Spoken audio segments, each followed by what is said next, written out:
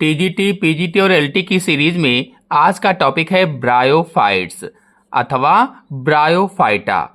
तो पहले ब्रायोफाइट्स की थ्योरी समझाएंगे और इसके बाद मोस्ट इंपॉर्टेंट एमसीक्यू आपको समझाएंगे। तो सबसे पहले चित्रों के माध्यम से थ्योरी समझ लेते हैं और इसके बाद उसके ऊपर आधारित एमसीक्यू समझाएंगे।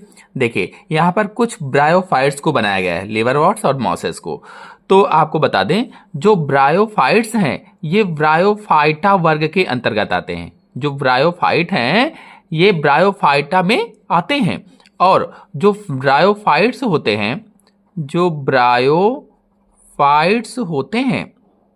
इनका जो अध्ययन होता है, यानी इन पौधों का जो अध्ययन होता है, ब्रायोफाइट्स का जो अध्ययन होता है उसे क्या कहा जाता है? तो उसे ब्रायोलॉजी कहा जाता है। ब्रायोलॉजी कहा जाता है, ये चीज याद रखेंगे। इसके अध्ययन को, इसके स्टडी को क्या कहते हैं? ब्रायोलॉजी कहते हैं। अब बात आती है कि ब्रायोलॉजी के पिता कौन है। फिर ब्रायोलॉजी के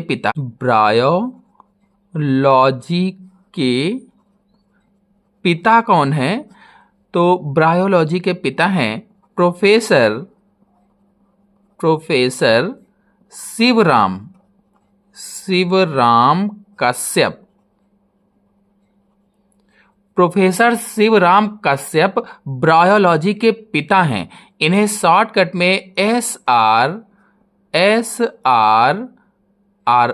ऐसे लिख देते हैं, SR कश्यप कहा जाता है। तो ब्रायोलॉजी के पिता कौन है? प्रोफेसर शिवराम कश्यप ब्रायोलॉजी के पिता हैं और इसीलिए इन्हें ब्रायोविज्ञ भी कहते हैं। क्या कहा जाता है?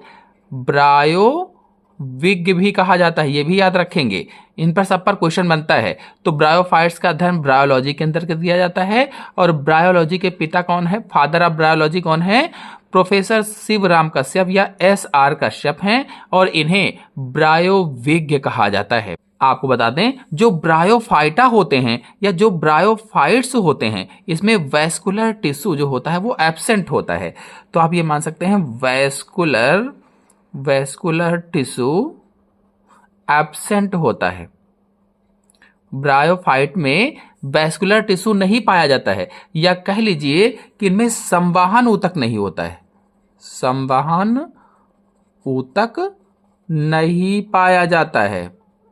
अब संवहन ऊतक कौन होते थे? जाइलम और फ्लोएम संवहन ऊतक होते थे। तो इनमें संवहन ऊतक नहीं पाए जाते हैं। जितने भी ब्रायोफाइट्स होते हैं उन सभी में संवहन ऊतक नहीं पाया जाता है। और इनकी अगर जातियों की बात की जाए तो लगभग 24,000 जातियां ज्ञात हैं। ब्रायोफाइट्स की लगभग 24,000 जातियां ज्ञात हैं। और ये कहां कहां पाई जाती हैं? नम व छायादार स्थानों पर उगते हैं। जो ब्रायोफाइट्स होते हैं ये कहां कहां उगते हैं? नम व छायादार स्थानों में उगते हैं। जैसे आप मान लीजिए पहाड़ी चट्टानों पर पाए जाते हैं। जो पहाड़ी चट्टानें होती हैं, जो गीली व पुरानी जो दीवारें होती हैं, गीली व पुरानी दीवारों पर पाए जाते हैं। ऐसे ही जो वृक्षों की छाल होती है, वृक्षों की छाल पर भी उग जाते हैं। गीली व दलदली भूमि में भी ये उग जाते हैं। तो इन जगहों पर पाए जाते हैं। कुल मिलाकर नम व छायादार स्थानों पर पाए जाते हैं। जैसे मैंने बताया कि पहाड़ी चट्टानों पर, गीली व पुरानी दीवारों पर, वृक्षों की छाल पर, गीली व दलदली भूमि में उगते हैं। और इनमें पीढ़ी एकांतरण पाया जाता है।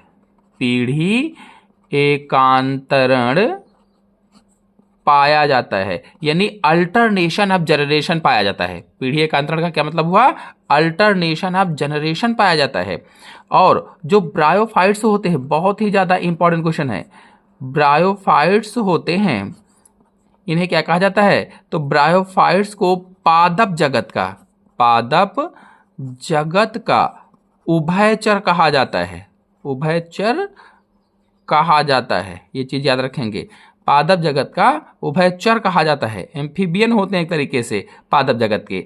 तो उभयचर का क्या मतलब है? ब्रायोफाइट्स अपना जीवन चक्र जो होता है, इनका जो लाइफ साइकिल होती है इनकी, तो पूरा करने के लिए जलीय, अपनी लाइफ साइकिल को पूरा करने के लिए जलीय व स्थलीय दोनों माध्यमों का प्रयोग करते हैं, या इनको दोनों माध्यमों की आवश्यकता होती है, जलीय और स्थलीय।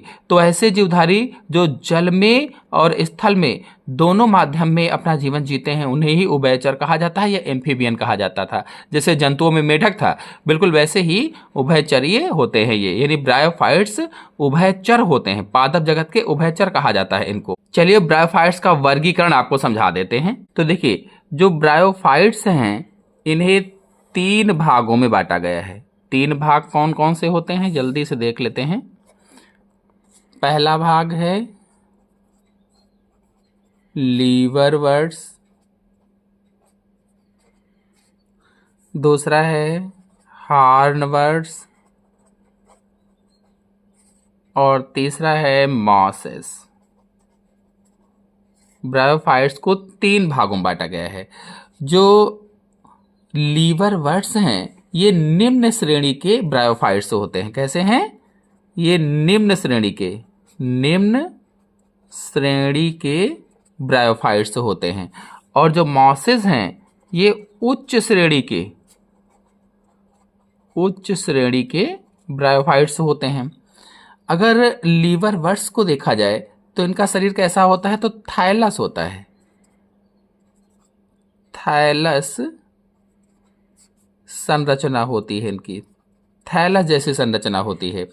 और इनमें जो मूलाभास होता है, मूलाभास एक कोशिक होता है, एक कोशिक मूलाभास पाया जाता है। और कैसा होता है? अशाखित होता है, शाखित नहीं होता है, अशाखित होता है।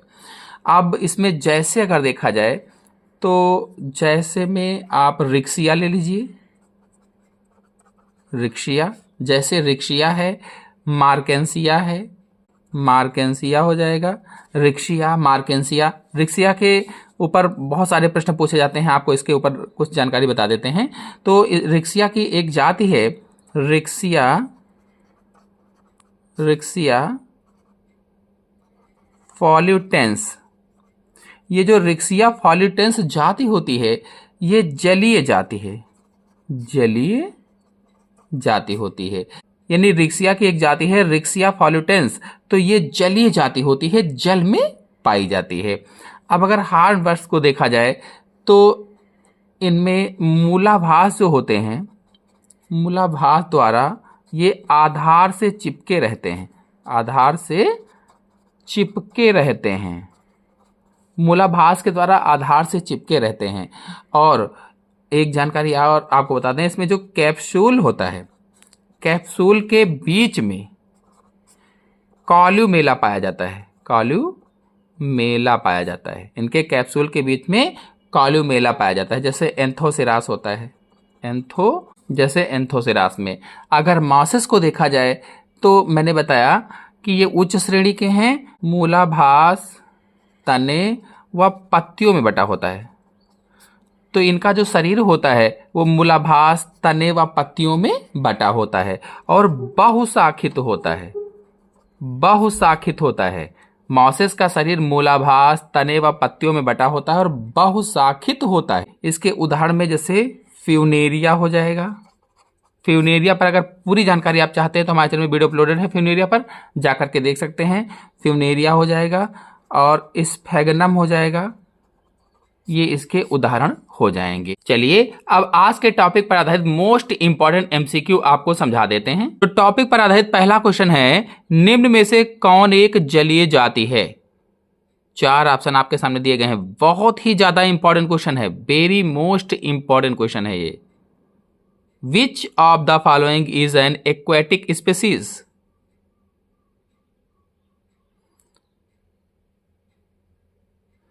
तो इसका आंसर सही होगा डी, रिक्सिया फॉल्यूटेंस जलीय जाति होती है, रिक्सिया फॉल्यूटेंस। नेक्स्ट क्वेश्चन पर आते हैं। दूसरा क्वेश्चन है, भारतीय ब्रायोलॉजी का पिता कौन समझा जाता है? एस.आर. कश्यप, राम उदार, PN. Mehra, KC. Mehta. 4 option आपके सामने दिए गए हैं और पीजीटी 2013 में क्वेश्चन पूछा जा चुका है। Who is considered to be the father of Indian bryology? तो आंसर सही होगा इसमें से पहला, एस.आर. कश्यप को ब्रायोलॉजी का पिता कहा जाता है। तीसरा क्वेश्चन है, प्रोफेसर एस.आर. कश्यप थे कवक विज्ञानी, ब्रायोविज्ञ, जीवाश्म विज्ञानी, शैवाल विज्ञानी। Professor S R. कश्यप वाज, ये एलटी ग्रेड 2018 में क्वेश्चन पूछा जा चुका है,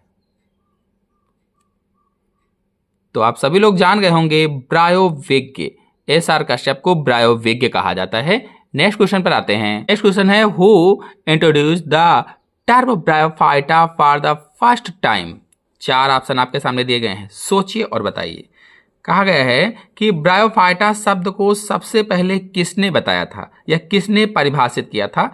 ऑप्शन पहला है आइकलर, ब्राउन, सिम्पर, सुस्टर। कौन सा सही होगा? तो आंसर सही होगा इसमें से बी, ब्राउन ने दिया था, ब्राउन ने। नेक्स्ट क्वेश्चन पर, फ्यूनेरिया के प्रमुख दांत होते हैं। In Funaria the peristome teeth are. 4 option आपके सामने दिए गए हैं, सोचिए और बताइए कौन सा ऑप्शन सही होगा। फ्यूनेरिया के प्रमुख दांत होते हैं।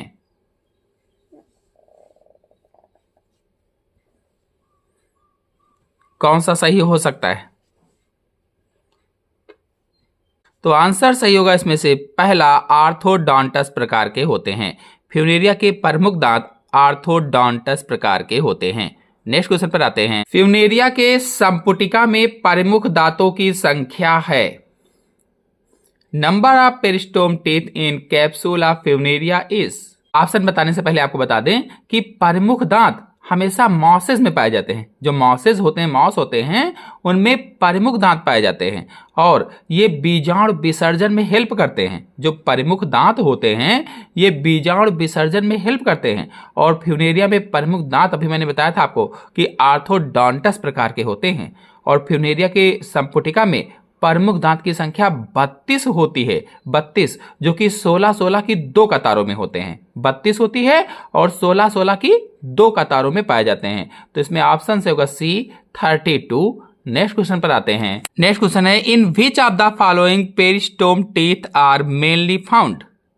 प्रमुख दांत किसमें पाए जाते हैं? Liverworts, hornworts, mosses, all of these. मैंने अभी आपको बताया था कि जो प्रमुख दांत होते हैं वो मॉसेस में पाए जाते हैं, मॉसेस में, इसलिए इसमें आंसर सही होगा सी वाला। नेक्स्ट क्वेश्चन पर आते हैं। नेक्स्ट क्वेश्चन है, किस पौधे के समूह में मुख्यतः अल्टरनेशन ऑफ जनरेशन पाया जाता है? विषाणु, जीवाणु, सैक, bryophyte. In which group of plants alternation of generation is mainly found. अभी मैंने थ्योरी में इसको समझाया था शुरुआत में, तो इसमें आंसर कौन सा सही होगा? पीजीटी 2013 में क्वेश्चन पूछा जा चुका है, तो इसका आंसर सही होगा डी, ब्रायोफाइट्स में अल्टरनेशन ऑफ जनरेशन पाया जाता है, यानी पीढ़ी एकांतरण ब्रायोफाइट्स में पाया जाता है। नेक्स्ट क्वेश्चन पर आते हैं। नेक्स्ट क्वेश्चन है, निम्नलिखित में से कौन सा एम्ब्रियोफाइटा समूह के अंतर्गत आता है? एम्ब्रियोफाइटा समूह के अंतर्गत कौन आता है? शैवाल, ब्रायोफाइटा, कवक, lichens. Which one of the following belongs to the group Embryophyta?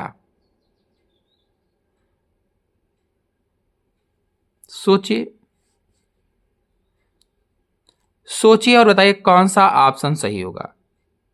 तो हम सभी लोग जानते हैं ब्रायोफाइटा, आंसर इसमें सही होगा ब्रायोफाइटा। आपको बता दें कि एम्ब्रियोफाइटा के अंतर्गत ब्रायोफाइटा है, टेरिडोफाइटा है, जिम्नोस्पर्म है, एंजियोस्पर्म है, ये सभी एम्ब्रियोफाइटा के अंतर्गत आते हैं। नेक्स्ट क्वेश्चन पर आते हैं। नेक्स्ट क्वेश्चन है, रिक्सिया और मार्केंसिया पौधे किस समूह में आते हैं?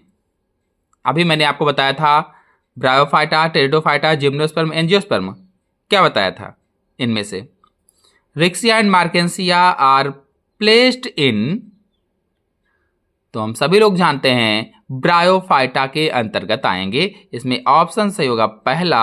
नेक्स्ट क्वेश्चन पर आते हैं। नेक्स्ट क्वेश्चन है, किस पौधे के बीजाणु चतुष्क में बीजाणुओं की व्यवस्था समद्विपार्श्वीय होती है? 4 ऑप्शन आपके सामने दिए गए हैं। पीजीटी 2016 में क्वेश्चन पूछा गया है, सोचिए और बताइए कौन सा ऑप्शन सही होगा। आपको बता दें कि जो रिक्सिया पर्सोनाई है, रिक्सिया पर्सोनाई के बीजाणु चतुष्क में बीजाणुओं की व्यवस्था जो होती है वो आइसोबाइलेटरल होती है, समद्विपार्श्वीय होती है। तो इसमें ऑप्शन सही हो जाएगा पहला, रिक्सिया पर्सोनाई। और आपको बताते चलें कि एक ही समय पर विभाजन से बनते हैं, एक ही समय पर विभाजन से ये बनते हैं। नेक्स्ट क्वेश्चन पर आते हैं। नेक्स्ट क्वेश्चन है, नर्स कोशिकाएं किसमें पाई जाती हैं? Nurse cell are found in, चार ऑप्शन आपके सामने दिए गए हैं और पूछा गया है नर्स कोशिकाएं किसमें पाई जाती हैं। सोचिए और बताइए कौन सा ऑप्शन सही होगा। तो ऑप्शन सही होगा इसमें से पहला, रिक्सिया में नर्स कोशिकाएं पाई जाती हैं। रिक्सिया पर कई सारे क्वेश्चन पूछे जाते हैं, मैंने अभी आपको थ्योरी में समझाया भी था। तो रिक्सिया अच्छे तरीके से तैयार करेंगे। नेक्स्ट क्वेश्चन पर आते हैं। नेक्स्ट क्वेश्चन है, ब्रायोफाइट्स है जलीय, स्थलीय, उभयचर, इनमें से कोई नहीं। टीजीटी 2009 में क्वेश्चन पूछा जा चुका है। ब्रायोफाइट्स आर, अगर आपने थ्योरी शुरुआत की देखी है, अगर आपने ये वीडियो शुरुआत में देखा है, थ्योरी देखी है, तो इस क्वेश्चन का आंसर आप तुरंत बता लेंगे। ब्रायोफाइट्स हैं। आंसर सही होगा इसमें से सी, उभयचर होते हैं, एम्फीबियन होते हैं। और आपको बता दें कि ब्रायोफाइट्स को उभयचर क्यों माना गया है, एम्फीबियन क्यों माना गया है? क्योंकि इनका जीवन चक्र जो होता है, इनका जीवन चक्र जलीय और स्थलीय दोनों माध्यमों में पूरा होता है। यानी जीवन चक्र पूरा करने के लिए जलीय तथा स्थलीय दोनों माध्यमों की आवश्यकता होती है। नेक्स्ट क्वेश्चन पर आते हैं। नेक्स्ट क्वेश्चन है, ब्रायोफाइट्स इस नाम से भी जाने जाते हैं। इनमें से किस नाम से ब्रायोफाइट्स जाने जाते हैं? सोचिए और बताइए। अभी मैंने आपको बताया है ब्रायोफाइट्स को पादप जगत का उभयचर कहा जाता है, एम्फीबियन प्लांट किंगडम कहा जाता है। तो इसमें आंसर सही होगा सी वाला। नेक्स्ट क्वेश्चन पर आते हैं। पादप जगत के उभयचर हैं। नेक्स्ट क्वेश्चन पर देखिए, 2010 में पूछा गया। तो सभी लोग जानते हैं ब्रायोफाइट्स पादप जगत के उभयचर होते हैं। नेक्स्ट क्वेश्चन पर आते हैं। विशालतम ब्रायोफाइटा है Riccia, Dawsonia, Anthoceros, Marchantia. The biggest bryophytes is, TGT 2010 में क्वेश्चन पूछा जा चुका है। कौन सा ऑप्शन सही होगा? तो ऑप्शन सही होगा इसमें से बी, डाउसोनिया को विशालतम ब्रायोफाइटा कहा जाता है। और विशालतम ब्रायोफाइटा क्यों कहा जाता है? क्योंकि इसकी ऊंचाई लगभग 70 सेंटीमीटर तक होती है, 70 सेंटीमीटर से अधिक होती है कह लीजिए लगभग में। बाकी सभी जो ब्रायोफाइट्स हैं वो छोटे होते हैं, लेकिन डाउसोनिया 70 सेंटीमीटर तक होता है। नेक्स्ट क्वेश्चन पर आते हैं। नेक्स्ट क्वेश्चन है, बहुकोश के तिरछे पटयुक्त मूलाभास पाए जाते हैं। एंथोसिरास में, फ्यूनेरिया में, रिक्सिया में, मार्केंसिया में। बहुकोश के तिरछे पटयुक्त मूलाभास किस में पाए जाते हैं? सोचिए और बताइए कौन सा ऑप्शन सही होगा। तो ऑप्शन सही होगा इसमें से भी, फ्यूनेरिया में पाए जाते हैं। नेक्स्ट क्वेश्चन पर आते हैं। नेक्स्ट क्वेश्चन है, निम्नलिखित में से कौन एक लिंगाश्रयी जाति है? देखिए, एक लिंगाश्रयी उसे कहा जाता है जिस पौधे पर केवल एक ही लिंग हो, नर या मादा, उसे एक लिंगाश्रयी कहा जाता है। टीजीटी 2010 में क्वेश्चन पूछा जा चुका है। सोचिए और बताइए कौन सा ऑप्शन सही होगा।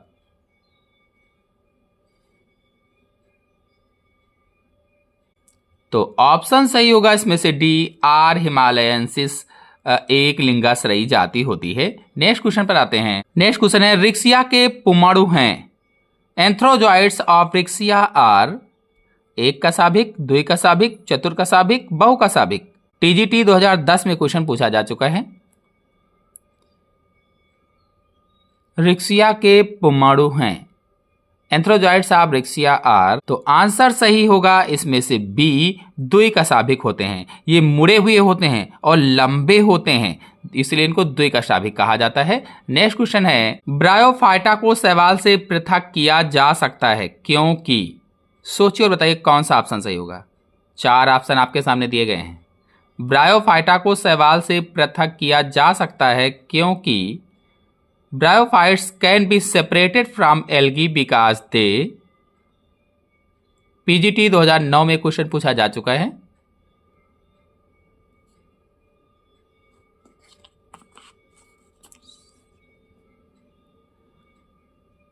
तो आंसर सही होगा इसमें से सी, इनमें आर्किगोनिया के बाहर बंध कोशिकाएं होती हैं। तो सी वाला सही हो जाएगा। नेक्स्ट क्वेश्चन पर आते हैं। नेक्स्ट क्वेश्चन है ब्रायोफाइटा के युग्मकोद्भिद अवस्था की अंतिम कोशिका है। युग्मक, बीजाणु, इलेटर, युग्मनज। In gametophytic phase of bryophyta the last cell is. 4 option आपके सामने दिए गए हैं, कौन सा ऑप्शन सही होगा?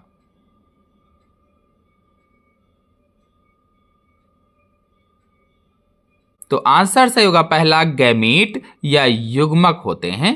नेक्स्ट क्वेश्चन है सर्वाधिक ह्रासित युग्मकोद्भिद अवस्था दिखाई देती है। यह क्वेश्चन टीजीटी 2011 में पूछा जा चुका है कि highly degenerated gametophytic stage is seen in.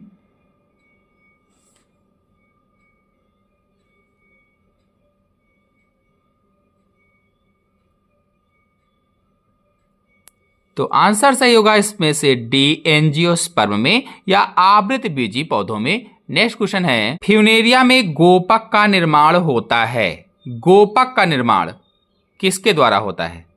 In Funaria the calyptra is form by. 4 option आपके सामने दिए गए हैं, सोचिए और बताइए कौन सा ऑप्शन सही होगा।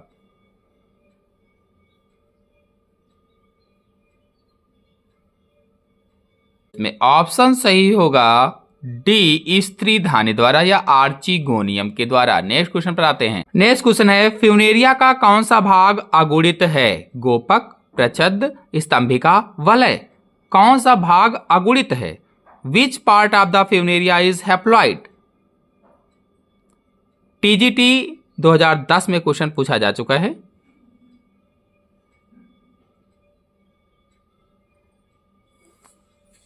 सोचिए और बताइए कौन सा ऑप्शन सही होगा। तो ऑप्शन सही होगा इसमें से पहला, गोपक या कैलेप्ट्रा होता है। नेक्स्ट क्वेश्चन पर आते हैं। नेक्स्ट क्वेश्चन है फ्यूनेरिया में कैलेप्ट्रा किससे व्युत्पन्न होती है? पीजीटी 2021 में क्वेश्चन पूछा जा चुका है।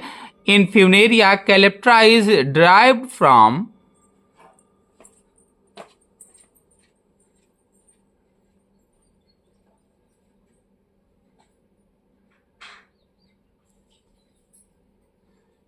तो आंसर सही होगा इसमें से डी, आर्चिगोनियम से होती है। आर्चिगोनियम से। नेक्स्ट क्वेश्चन पर आते हैं। मास स्पोरोफाइट का कैलेप्ट्रा होता है। कैलेप्ट्रा यानी गोपक।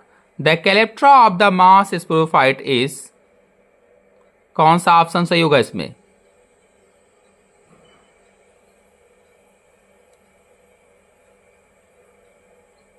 तो हैप्लॉइड होता है या अगुणित होता है। नेक्स्ट क्वेश्चन पर आते हैं। मास की निम्नलिखित में से किस प्रावस्था में लैंगिक अंग उपस्थित होते हैं? Which of the following stages bear sex organ in mouses?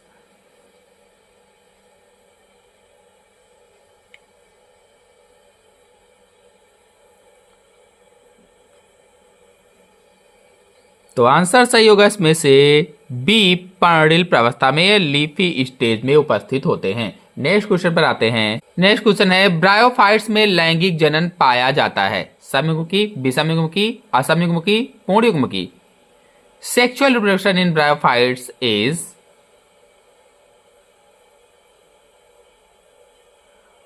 Option सही होगा इसमें से बी, विषमयुग्मकी होता है, ओगैमस होता है। नेक्स्ट क्वेश्चन पर आते हैं। पीट मास है।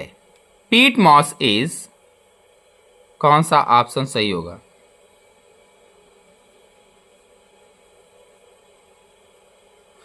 तो जो स्फैग्नम होता है ये पीट मास होता है। स्फैग्नम। कार्ड मॉस सामान्य नाम है। कार्ड मॉस किसका सामान्य नाम है? सोचिए और बताइए। तो फ्यूनेरिया का जो नाम है वो कार्ड मास होता है। तो आशा है आप सभी लोगों को आज का वीडियो पसंद आया होगा। पसंद आया हो तो लाइक कीजिए, अपने सभी दोस्तों में शेयर कीजिए। चैनल पहली बार, चैनल को सब्सक्राइब भी कर लीजिए। धन्यवाद।